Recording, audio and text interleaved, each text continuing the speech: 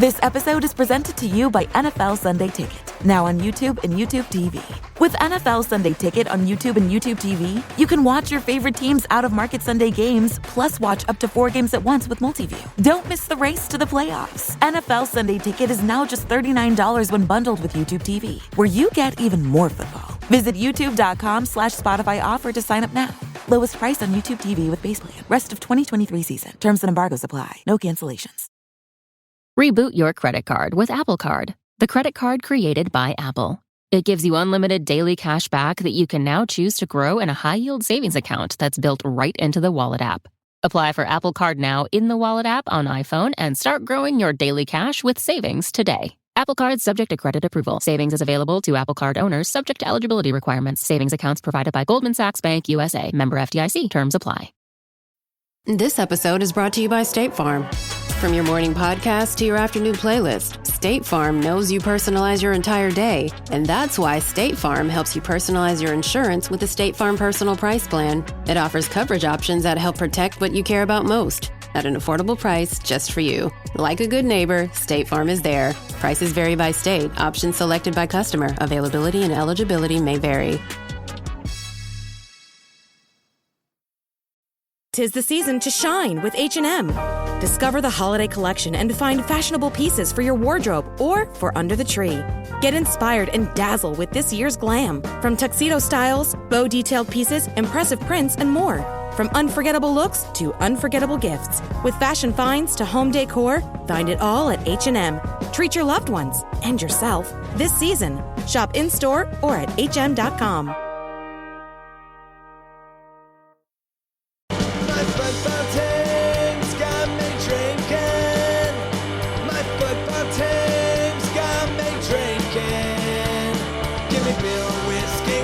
Anything to shake this mood I'm in. My football team's got me drinking. Back at it again with another shade of blue, and it's a lighter blue today, gentlemen. It's no sporting indigo. I like it. It's not even Royals powdered blue. It's sky blue. Vamos la albiceleste, campeón del mundo. Vamos. Let's go. Argentina and Messi are World Cup champions. Lionel Messi has won a World Cup. I just love saying those words. There's no other way to do this podcast than to bring in Kansas City's favorite Argentine, Kevin Lopez. Welcome, Kevin, and congratulations. What's up? Thank you. Dude, I'm like, even at the end of the... Actually, I'm just going to say this. When I woke up today, I went straight to my phone to make sure legitimately make sure it happened. Because it feels like, it really feels like it's not real. Every time I saw a photo of Messi holding the trophy, it looks like the Photoshops we've seen for like how many years. So true. It just looks like, it doesn't look real. But yeah, I'm like on a different level right now. Someone asked me at work, like, are you looking forward to? I don't even know what the hell they brought. I think they're talking about football. I was like, I don't give a shit about anything right now. Right now, it's I don't even care about anything. Someone even asked, okay, would you want Argentina to win the World Cup, or let's say Sporting Kansas City won, I don't know, 12 MLS Cups in a row? I'm like, bro, Sporting Kansas City could play in USL for the rest of my life. I don't care. We're fine, dude. I'm living the greatest vibes right now. My morning routine, and I can kill some time in the morning scrolling through my phone, but I laid in bed for a very long time just reliving all of the drone shots of Buenos Aires, which, by the way, has a Washington Monument look-alike that I just learned. That's exactly what it is, yes. I didn't know that. We can get to that one later. But no, Kevin, I want to start with just the pure emotion from all of that. I've always tried to tell people that I think Argentina, specifically Argentina, has their relationship, the country and her relationship with the game is just different. And I'm not trying to start a rumble here, David, before you get all over. I'm not saying David already went out the door, Cody. I'm not saying Argentina. Why was I invited to this? That's a good question. Good question. I'm not saying Argentina loves the game more than every other country. I'm not starting a rumble here. I don't want to get attacked by England or Germany or whoever. It's just that it seems to hit different. It's just different. It's poetic. It's spiritual. It's almost religious. And so just, we saw the emotions that we saw yesterday of Nico and Andres Cantor. That one, I was holding it together pretty good all day. And then I saw Andres Cantor's video of that call. And that's when the tears finally came. And then, Di Maria crying in the 37th minute. Like, dude, you have like 70 more minutes of a World Cup. Yes. I don't know how we did that. But so, it's just tell us about that emotional aspect and, what it means to your family. I understand that you sent your brother to Buenos Aires today. What a great brother that is. He's down there. I think what I'm going to say is, I think you're right when you said it is different, but not like you said, we don't love it more than anyone else. I feel like we all love it the same. But there's a big saying, especially with Argentina fans, is like, we suffer through games. We suffer through World Cups, Copa Americas. Brazil, they don't suffer when they watch. They enjoy it. And when they play, it's to enjoy. They play happy. That's why they dance. And, that's their style. Mm-hmm. And Argentina is more like, kind of like you said, like an opera or some type of some type of play, a tragic play maybe. Yes, a tragedy. Where we see Argentina's always in or not always, but especially recently in so many finals and losing them, and then we have this guy that is so good, but he had a group of morons with him, and it's just like and now most of the players are like, we don't even want to win it for Argentina, we just want to win it for this one guy. Yep. It's like unbelievable when it finally ended, that like all those years of just this guy could have retired, we might never see him lift the trophy, or I might never see Argentina win. All the emotions came out, and I don't know what it is about Argentina, but we just find a way to make games so damn painful. And then this finally ends okay for us, but usually it doesn't. And they almost did they won it in the most Argentina way ever. Like winning it, that's and then exactly losing it, and right. then winning it and losing it. But Kevin, here's my question, man. You kissed your dog before you kissed your wife in celebration. What's up with that? Oh, that's a great question. You know what? My wife was holding my dog, and she was okay. To be fair, she was holding it, and he was like towards me, so he was closer. It was more of a distance thing than anything. But that was weird. I didn't even remember doing it until I was uploading the video. I was like, did I really kiss Leo? Okay, I guess I did. All right, sure. But that was just a pure, I don't even know what the hell just came out at that moment. So we talked about Messi's legacy there. Just going into the penalty kicks, it felt so stupid, all of the narratives going into this game, that it's like all those narratives are still there, but we're putting this on the result of some penalty kicks, on if this guy's the greatest of all time or not, on what goes on with these penalty kicks. But so where are you at with Messi's legacy? I assume you were on board with that he didn't need to win this one, but for me, it's just a big win for all of the haters, and now we can we as a society should be able to move on from a Messi versus Ronaldo discussion. I think I think 2014 he proved it to me, because I mean, you carry that team to a final and he lost, and honestly I didn't think we would ever go to a final with him again. So in my brain I'm like, the guy has crazy numbers, he's more than just a guy who scores goals, he's an assist king and all this stuff. But now going into this World Cup, just like you said, it just kind of closes off some of those people that are like, but he didn't win this. And it's just but especially before Copa America, it was like, okay, but he didn't win anything with Argentina. All right, Copa America happened. All right, but he didn't win the World Cup. All right, World Cup's not called. It's like, oh, Jesus Christ. Now what are they going to say? Now he needs 6 Champions Leagues? I don't know. But I think the debate should be done. I don't know.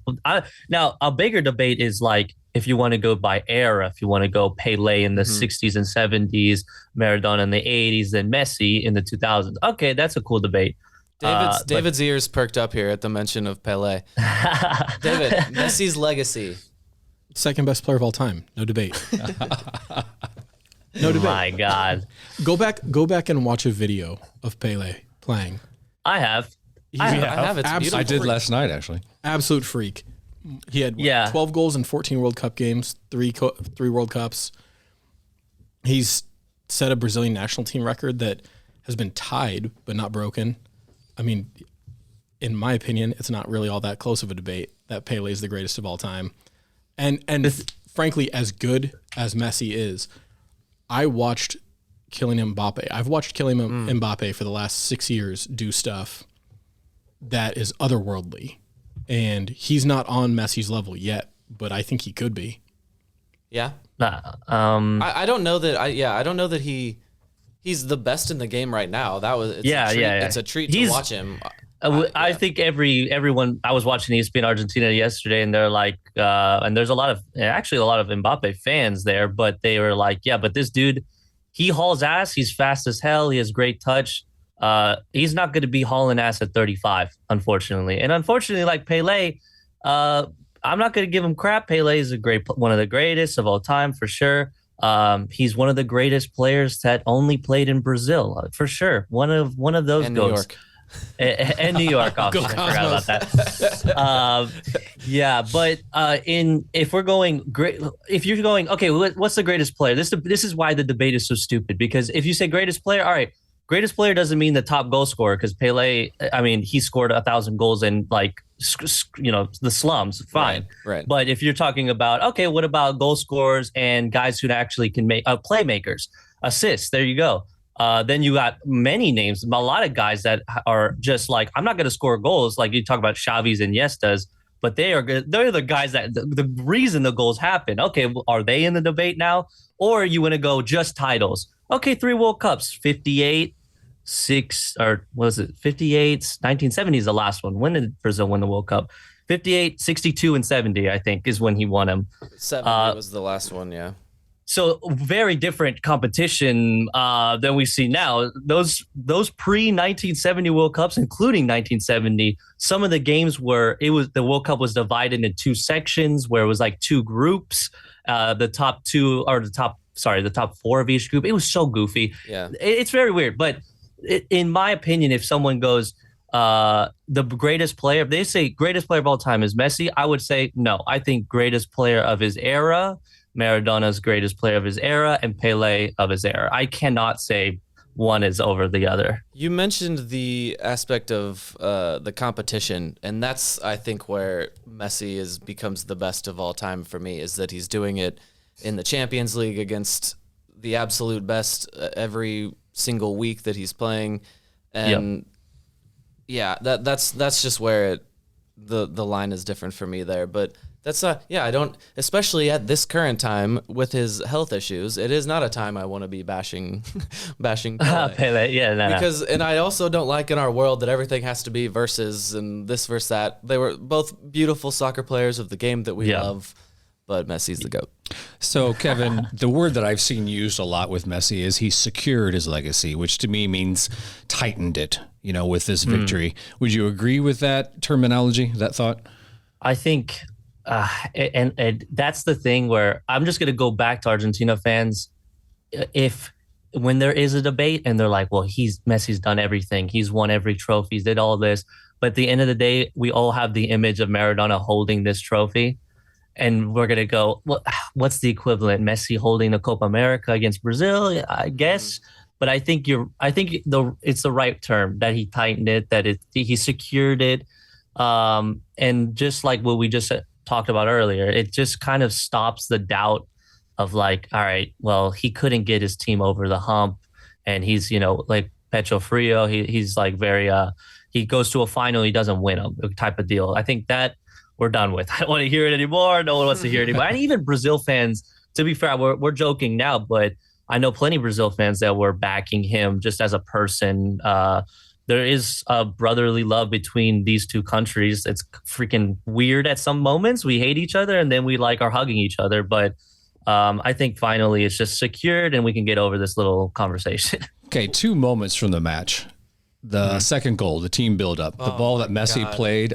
I don't know if many people have talked about that ball he played with that little flick. Nice. Yeah. But his PK in the shootout, did everybody have the same reaction I did? damn, he almost didn't hit that hard enough. He had hit it any less than he did, it would have been.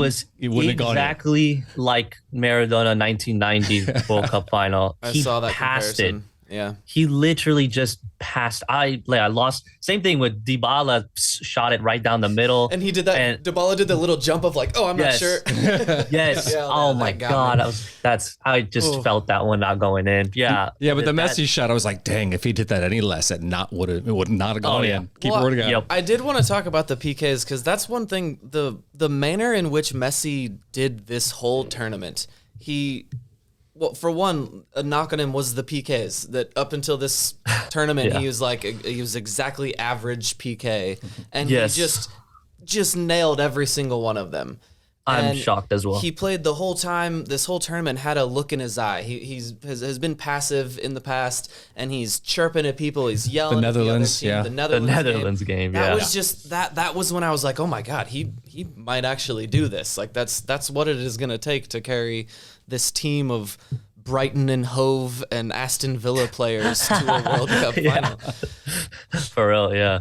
Yeah, I think that once we got past, honestly, when we beat Netherlands, I thought we were just going to get destroyed by Croatia. I thought they were going to slap us around. And when it went the other way, that was the first time where I thought, oh my God, we actually have maybe a chance, but I just want to stay cool.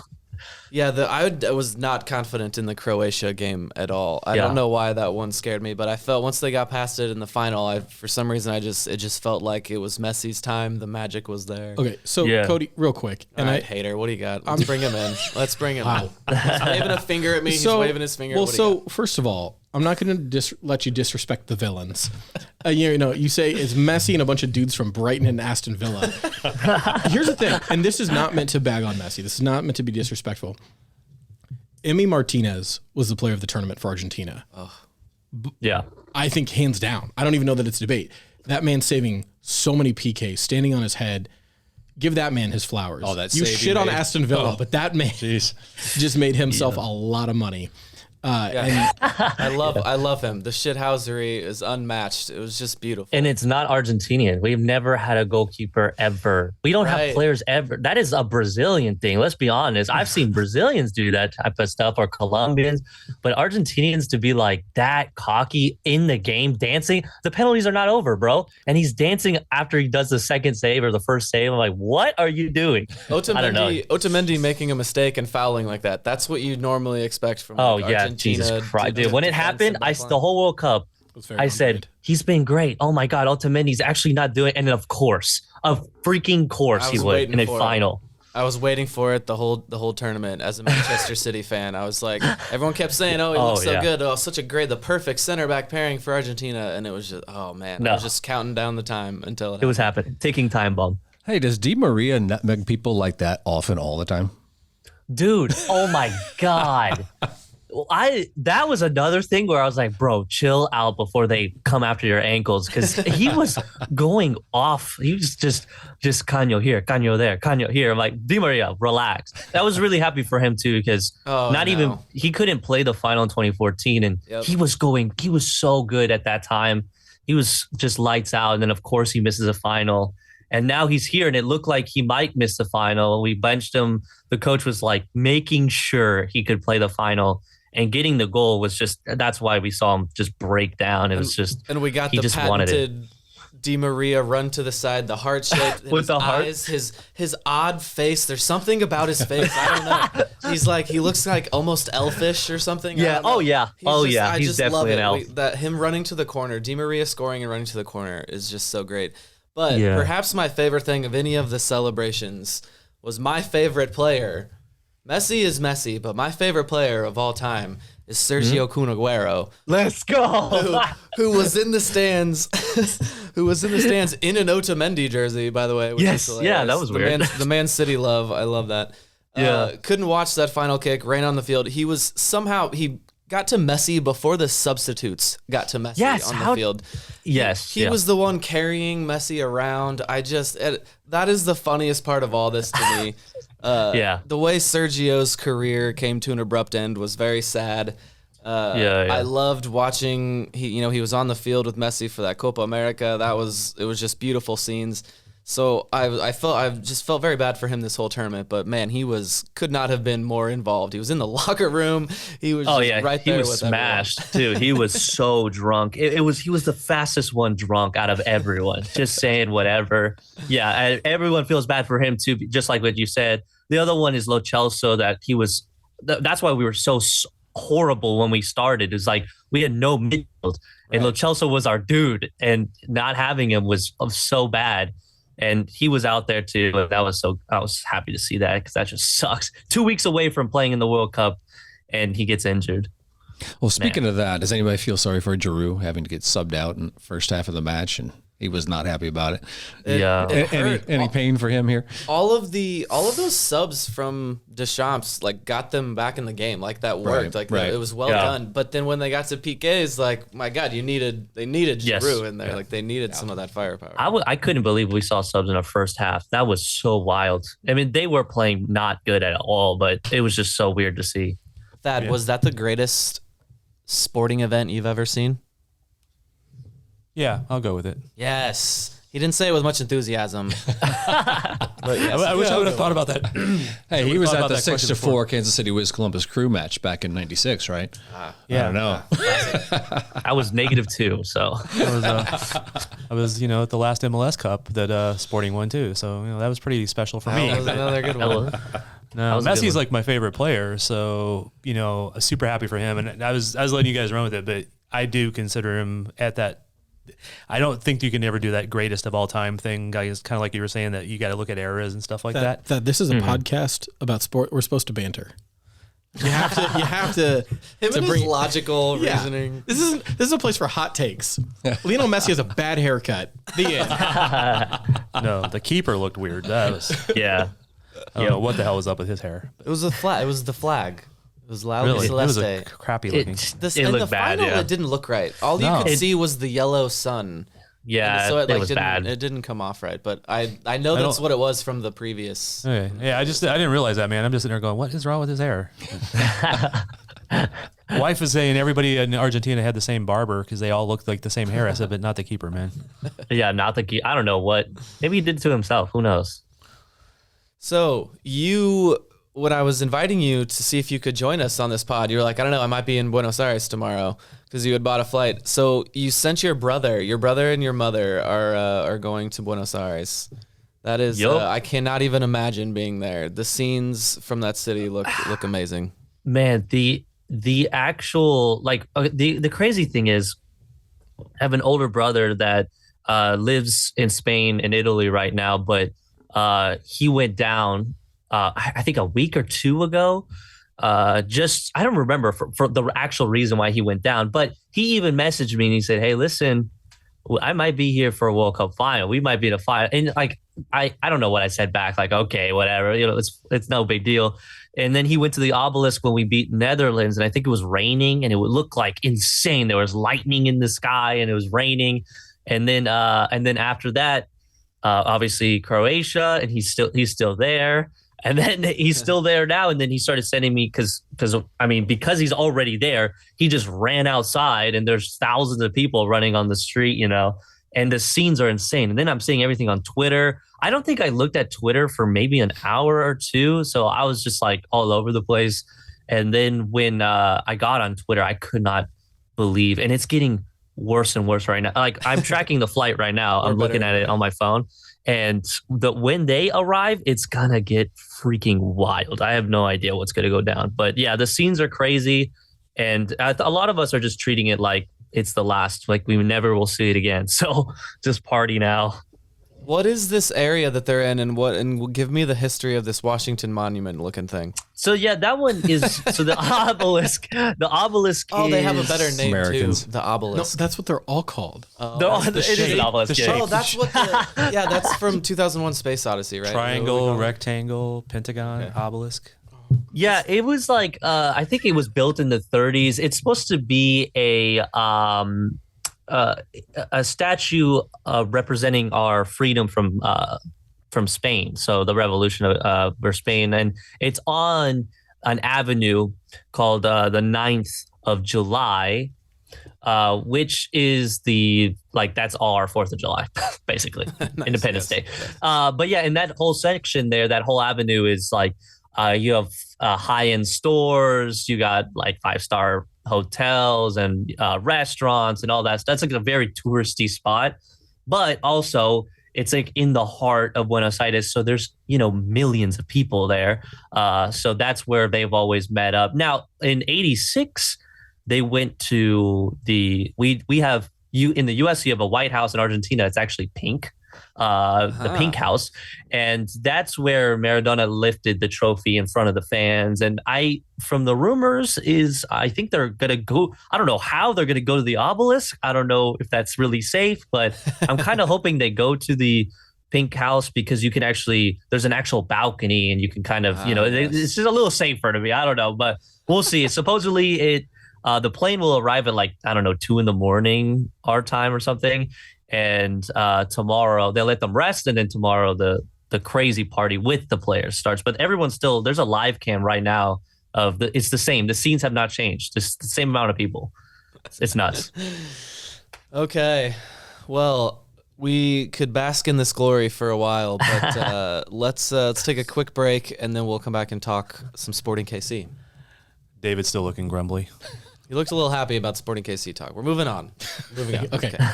We'll be right back. Thank God. This episode is brought to you by Google Pixel, the official fan phone of the NBA and WNBA. The new Pixel 8 and Pixel 8 Pro are built different. How? Take the Audio Magic Eraser tool. It helps block out distracting crowd noise so your play-by-play commentary sounds crystal clear. The only phone engineered by Google brings out the audio you care about so your videos sound as crisp as they look. Learn more at googlestore.com/Pixel NBA. Audio Magic Eraser requires Google Photos app. May not work on all audio elements. Introducing Royal Caribbean's newest ship, Icon of the Seas, the ultimate family vacation. The ultimate 6 slides, 8 neighborhoods, 0 compromise vacation. The ultimate never done that, can't wait to do it vacation. The ultimate chillin' by a different pool every day of the week vacation. This is the Icon of vacations. Icon of the Seas, arriving in 2024. Book today. Come seek the Royal Caribbean. Ships Registry, Bahamas. All right. Robert, you had a discussion for us that while we're all excited about Sporting KC, we got 2 star players returning. You kind of posed a question that maybe sucked some of the excitement out of that for me. That's exactly what I intended.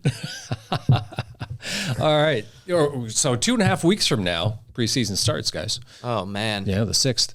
We're all hoping that Gadi Kinda, Alan Pulido come back 100%. Have we ever seen Pulido at 100%? Yeah. Anyway, question in and of itself. A couple games. Yeah, a couple games. Okay, so we're all hoping that's what happens, right?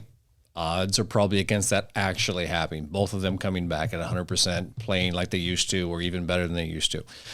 Odds are more likely that maybe one of them does, maybe both of them don't. So that's the debate. That's the question. If we had to choose, would we rather have Alan Pulido back at 100%, playing, better or just as well as he was before?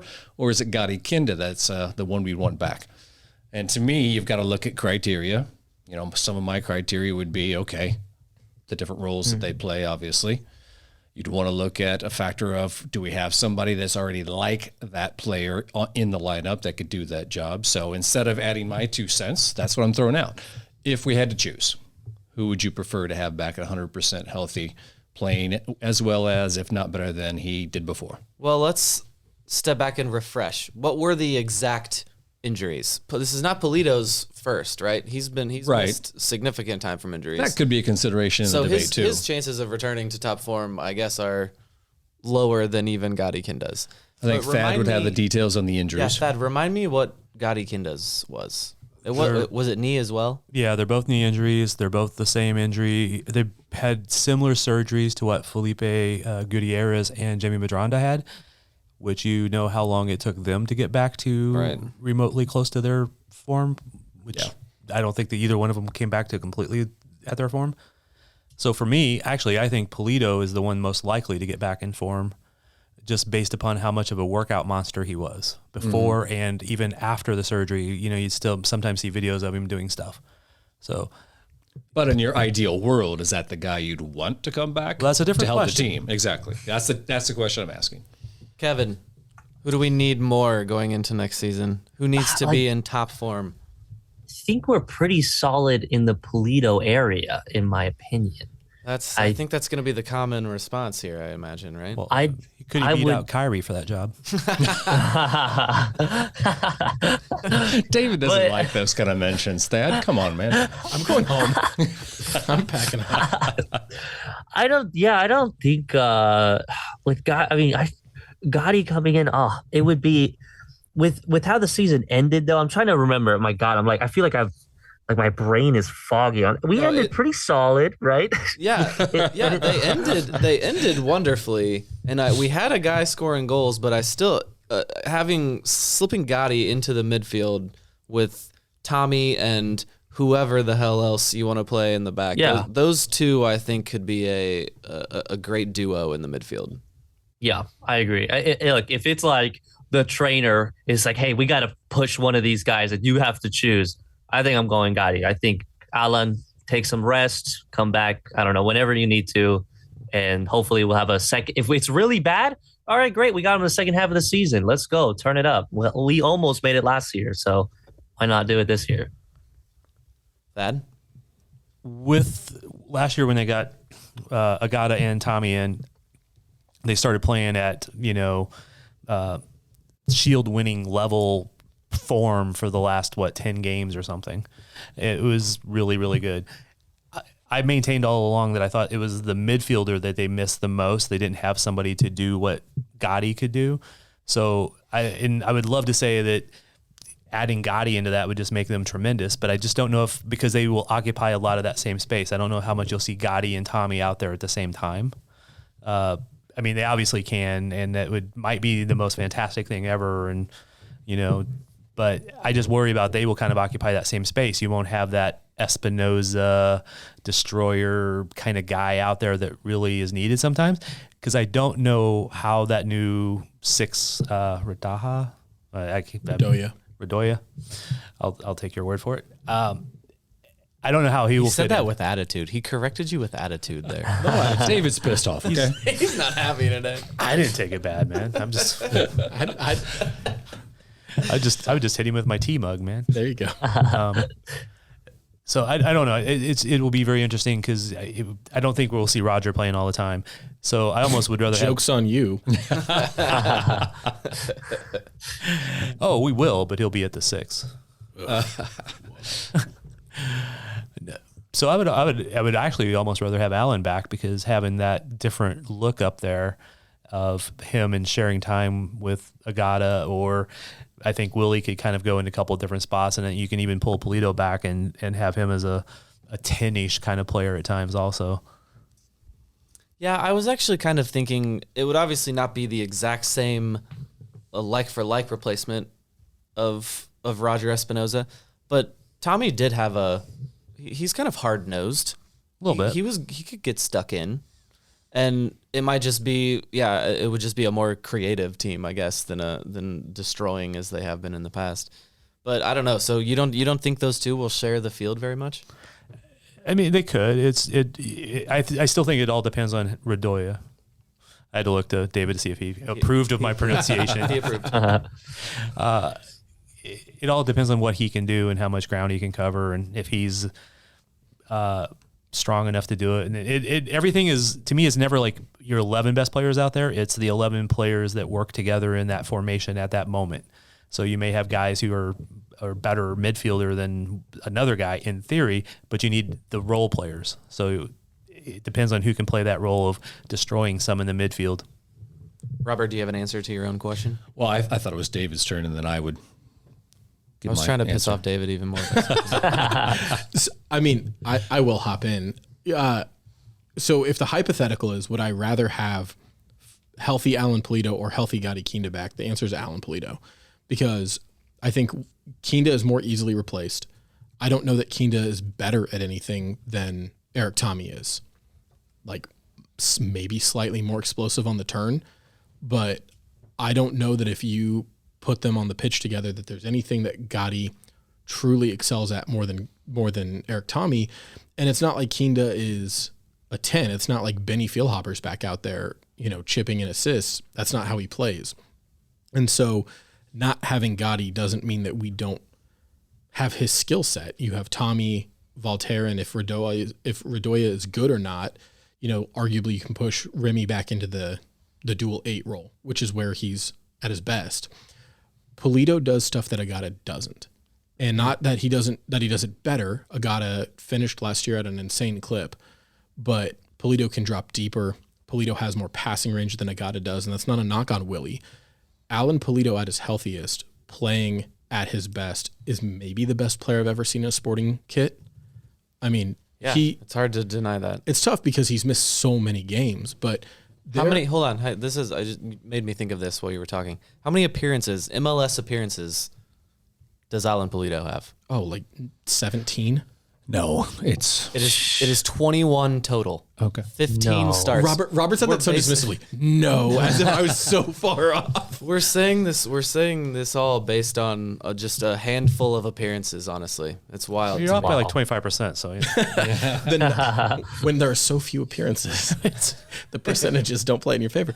But no, Pulido, the sample size isn't great, but the stuff that he can do when he's healthy and playing well is incredible. He's not a 9, he's a 9.5. His ability to drop deep, collect the ball, and hit passes, like really, really special passes that we haven't seen since probably Felipe Gutierrez. Right. I would rather have that guy because, like Thad mentioned, late in the game, if you're chasing, you pull one of the 8s, push Alan Pulido back to the midfield, and put Agata on, and let Agata run onto balls that Pulido's knocking through for him. And it creates something that we don't have if Gadi is in the team, but Alan's not. All right. That 21 appearances was in 2021. You got to add the 12 from 2020. So 33 games played. I liked it better when he didn't have his phone out. I thought it was higher. But yeah. All right. So, okay. Sporting had that nice run at the end of the season last season. But against teams that actually made the playoffs, they were 2-2-1. Okay, and they scored a lot of goals in those 5 games against teams that made the playoffs. Okay, but it was at a clip that they're not going to keep up. It was like 2-point-something goals per game. The problem is they allowed a lot of goals in those games, and that's why they were 2-2-1 against playoff teams. So, okay, neither of these players is going to help the defense, but if you're going to go along the way which Sporting has been lately, as in your attack is your defense, then Alan Pulido's got to be the man because he puts balls in the back of the net. Okay. And like you were saying, the defensive work and all the rest of the work. Right. But like David was saying too, he is a different player than Willie Agata is. Agata can come back, and he did show some examples of, playing the ball. He'd been a bit of a playmaker, but Alan is better at making things happen on his own. Whereas Agata isn't as much. He's more of a run onto a ball, put the ball in the back of the net type of guy. So the name of the game is goals, and Alan Pulido can provide them at a healthy clip. I agree with you, Thad. I agree with what you said, David, too, about Gadi and Tommy. Similar players, slightly different. I think Gadi has more of a wild card nature to him. Yeah. That he takes defenses and gets them out of their shape because of what he can do on the ball. But, if I'm going to choose, it's definitely going to be Alan Pulido because of what he can do different. And I think him and Agata playing together, which I think we'll see more often than maybe we think we will, could be a pretty dangerous combination. Yeah, because technically one of them can be a winger, but they cut in so much anyway. Yeah. Tommy also, I very distinctly remember he was very often way out on the line. So even though he was that midfielder, he was way out there being the playmaker from there and cutting in almost like a Shallowy would. Yeah. So even though I said earlier that they would be in that same space, they may not be in that same space as much as I was saying that originally. Also going back to Alan for a second, Agata scored at a really good clip, and he's had moments where he did that in the past, and then it died out. Of course, I mean, that was when he was 17.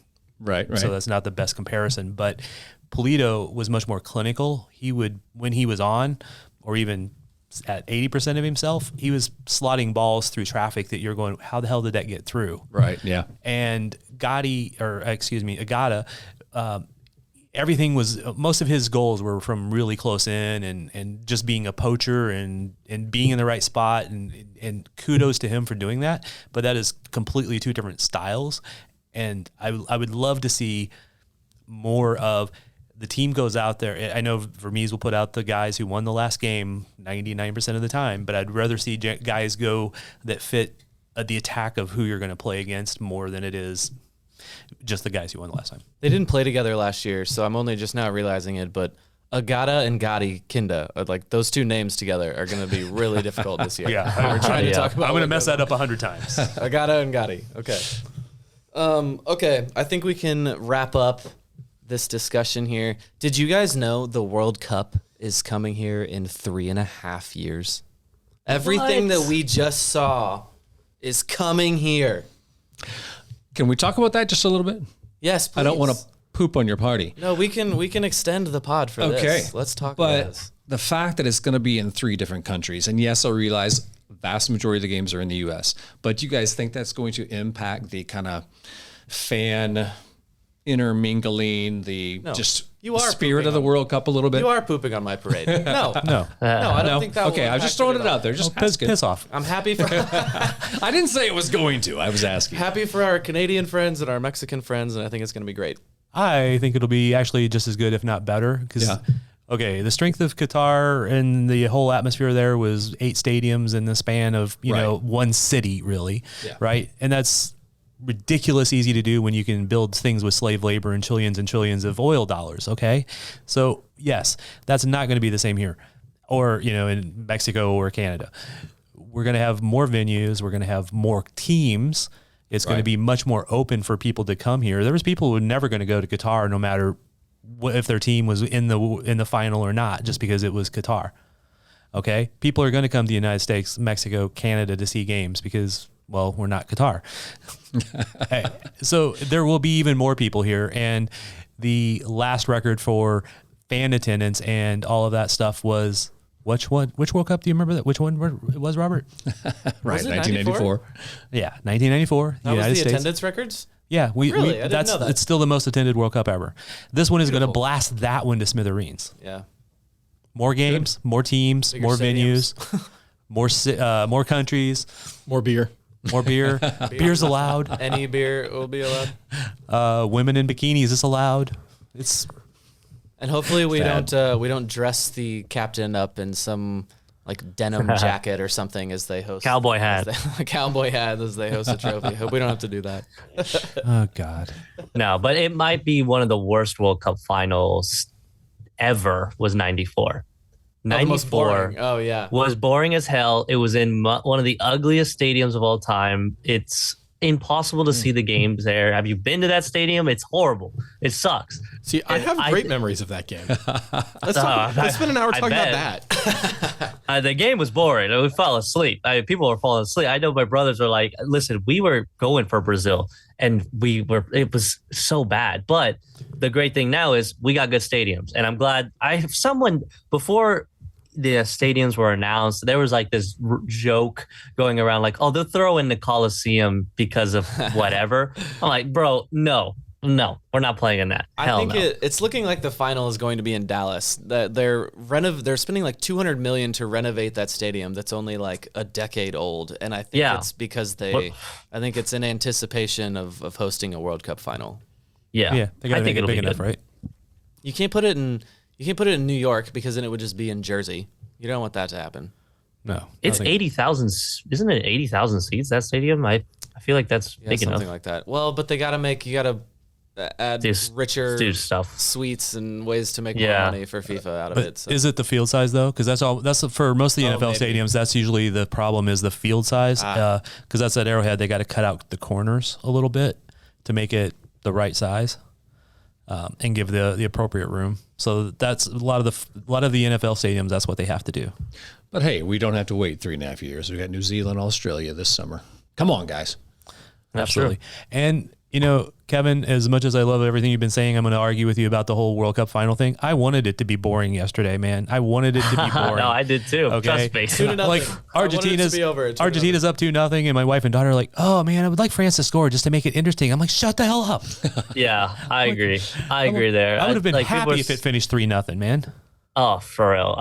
Look, one way or the other, just end the suffering, or I could just mentally prepare myself. If we're losing 3-0, I'm like, all right, this is it. But no, this thing was ridiculous. What a way to end it. And I do want I'd like to see some ratio, some measurement possible. I mean, you talked about how Brazil plays for fun, Argentina plays with suffering.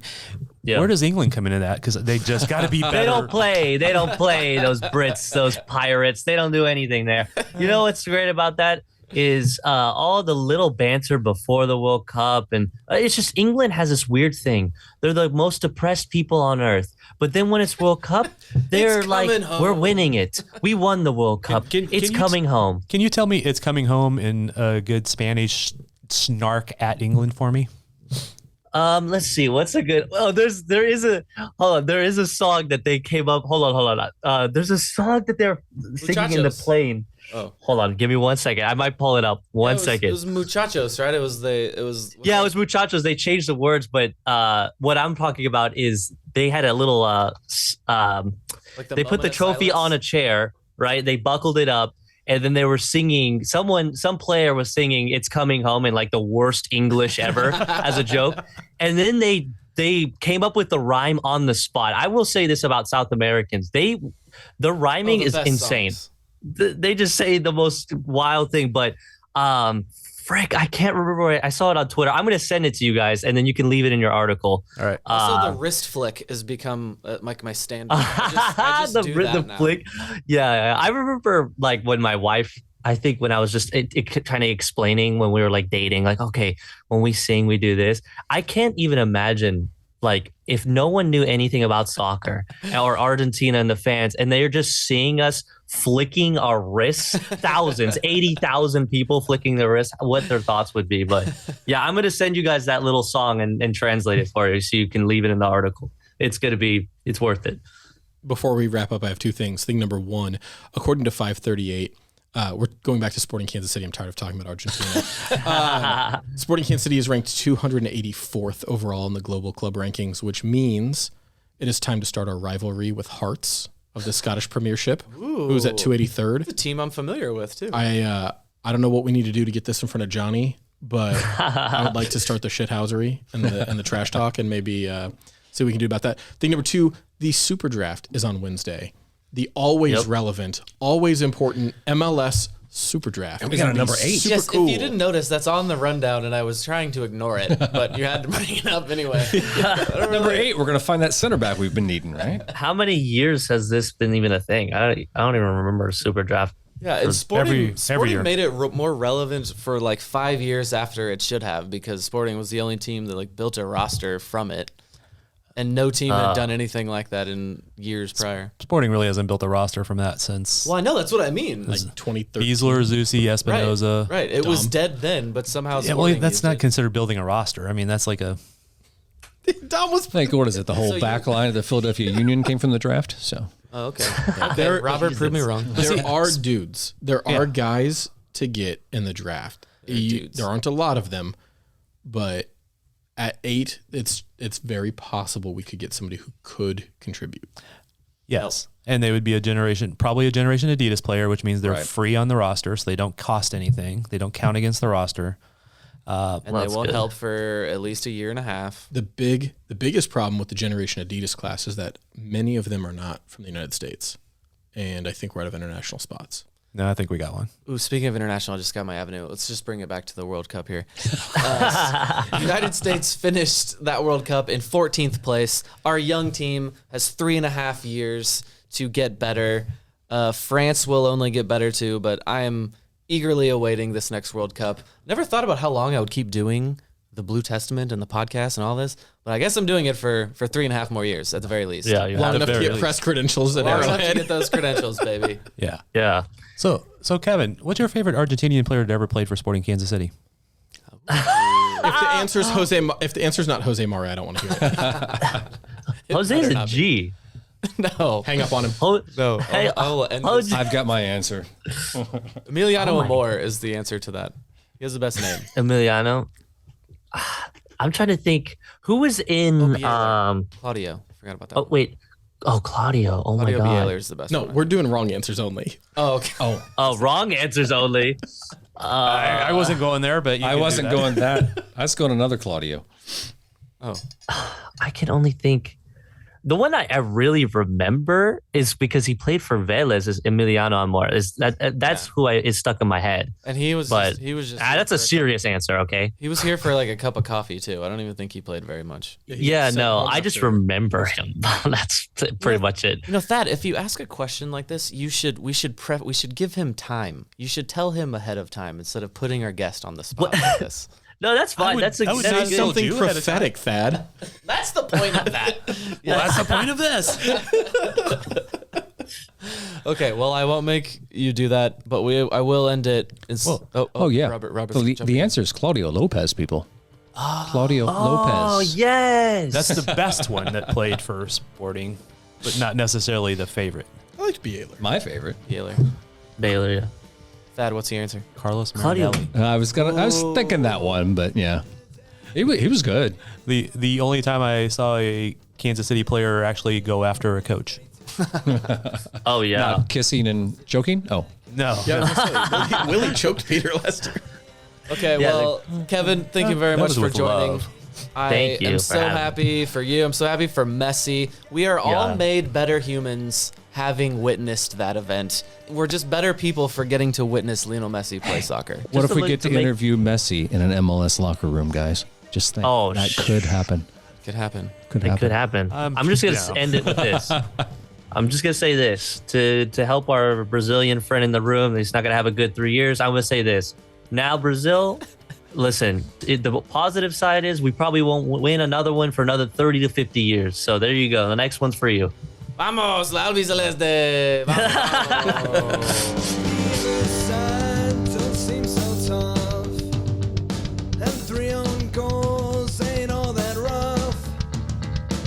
Skipper has just been sent off. Supporters strong and all gone soft. My football team's got me drinking. My football team's got me drinking. My football team's got me drinking. Give me beer or whiskey, wine or gin, anything to shake this mood I'm in. My football team's got me drinking. My football team's got me drinking. My football team's got me drinking.